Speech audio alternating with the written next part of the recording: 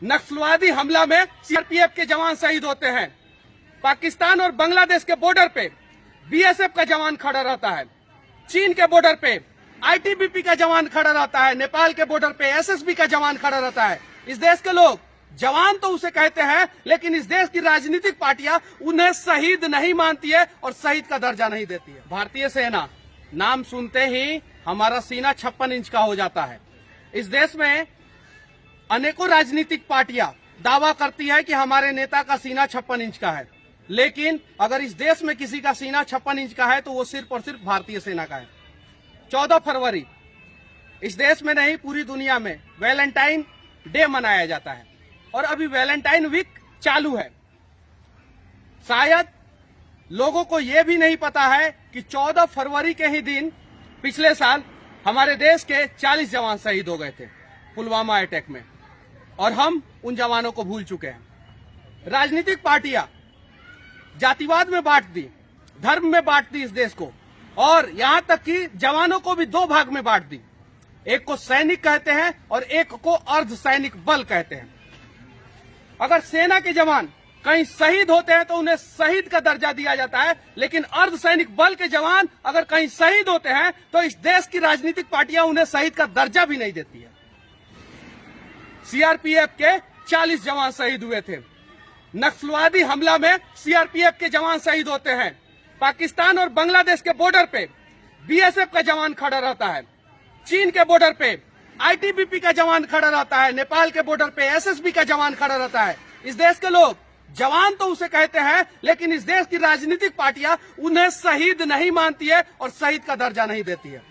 क्या अर्धसैनिक बल के जवान जवान नहीं है? क्या वो देश की सुरक्षा करते समय अपनी जान की बाजी आधा लगाते हैं या पूरा लगाते हैं? इस देश की राजनीतिक पार्टियां इस देश के जवानों को बलात्कारी कहती है, और कुछ राजनीतिक पार्टियां जब जवानों का नाम आता है तो जय हिंद वंदे मातरम कहती है। लेकिन जो जय हिंद वंदे मातरम और भारतीय सेना जिंदाबाद कहता है, वो भी पिछले 7 साल से इस देश पर राज कर रहा है और अर्धसैनिक बल के जवानों को शहीद का दर्जा नहीं दे रहा है। हमें पेंशन नहीं दिया जाता है क्योंकि हम अर्धसैनिक बल हैं। हमें फैसिलिटी नहीं दी जाती है, यहां तक कि इस देश के लोगों को यह भी नहीं पता है कि हम जो खाना खाते हैं उसका पैसा जो है हमारे सैलरी से काट लिया जाता है। हम जो ड्रेस पहनते हैं उसका भी पैसा हमारे सैलरी से काटा जाता है। क्यों? क्योंकि हम अर्धसैनिक बल हैं। और न्यूज चैनल पे बैठ के जो है, मुझे पता है 14 तारीख को बहुत से नेता पुलवामा अटैक को याद करेंगे ट्विटर पे, लेकिन अटैक के बाद उन नेताओं से मैं पूछना चाहता हूं कि कितने ऐसे नेता हम जवानों के घर पे जाके हमारे दुख और सुख को बांटने की कोशिश किए हैं। हमें पता है इस देश के लोग बहुत जल्द जो है हर चीज भूल जाते हैं। हम जब सड़कों पे निकलते हैं तो कोई हमें जय हिंद भी नहीं कहता है, कोई हमें याद भी नहीं करता है, लेकिन अगर हम शहीद हो जाते हैं तो हमारे शहादत में सोशल मीडिया पे आंसुओं का सैलाब ला देते हैं। सिर्फ एक दिन हमें क्यों याद करोगे यार?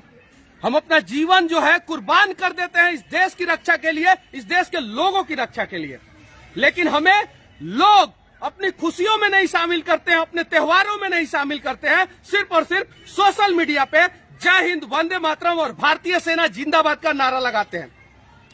कितने लोग दिवाली के दिन पे किसी जवान के घर पे जाते हैं? क्या आपको पता है आप इस देश में सुरक्षित है क्योंकि एक जवान बॉर्डर पे देश की सुरक्षा कर रहा है? कितने लोग होली के दिन एक जवान के घर पे जाते हैं? टीवी चैनलों पे आप बैठ जाइए तो 2 धड़े में बटे हुए राजनीतिक पार्टियों के लोग, एक धड़ा हमें बलात्कारी कहता है तो दूसरा धड़ा हमें सम्मान सिर्फ टीवी चैनल पे देता है। सच्चाई यह है कि जमीन पे वो भी धड़ा हमें सम्मान नहीं देता है। पुलवामा हमला हुआ था इस देश पे, कितने लोगों को पता है कि क्यों हुआ था और क्या उसका जांच रिपोर्ट आया है? किसी को नहीं पता है।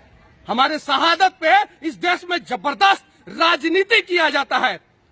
छत्तीसगढ़ में 76 सीआरपीएफ के जवान शहीद हो गए, आज तक पता नहीं चला कि वो शहीद क्यों हुए। पुलवामा हमला हुआ, आज तक पता नहीं चला कि हमारे जवान शहीद क्यों हुए, और हमें अर्धसैनिक बल कहा जाता है। और पाकिस्तान और बांग्लादेश के बॉर्डर पे बीएसएफ के जवान फ्रंट लाइन वॉरियर कहलाते हैं। चीन के बॉर्डर पे आईटीबीपी के जवान फ्रंट लाइन वॉरियर कहलाते हैं, नेपाल के बॉर्डर पे एसएसबी के जवान फ्रंट लाइन वॉरियर कहलाते हैं। और नक्सलवादियों से लड़ने में सबसे अहम योगदान सीआरपीएफ का होता है। तो हमें शहीद का दर्जा इस देश की राजनीतिक पार्टियां क्यों नहीं देती है? क्या आप हमें शहीद का दर्जा दे दोगे तो हम आपसे पैसा मांगने जा रहे हैं या हमारा भत्ता बढ़ा दोगे? नहीं, हमें एक दर्जा चाहिए, हमें एक सम्मान चाहिए। कम से कम हम शहीद हो रहे हैं तो हमारी शहादत का मजाक मत बनाओ और हमें शहीद का दर्जा दे दो।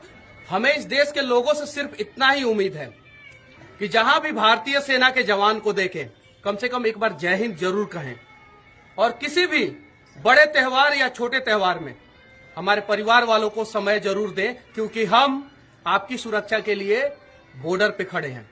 और इस देश के राजनीतिक पार्टी से सिर्फ और सिर्फ एक ही हम विनती करना चाहते हैं, हम कभी हड़ताल नहीं करते, हम अपना मांग मनवाने के लिए कोई आंदोलन नहीं करते। हमें सिर्फ और सिर्फ एक ही चीज चाहिए कि हमें शहीद का दर्जा दे। ये वीडियो सिर्फ और सिर्फ अर्धसैनिक बल के जवानों को सम्मान दिलाने के लिए मैं बना रहा हूं।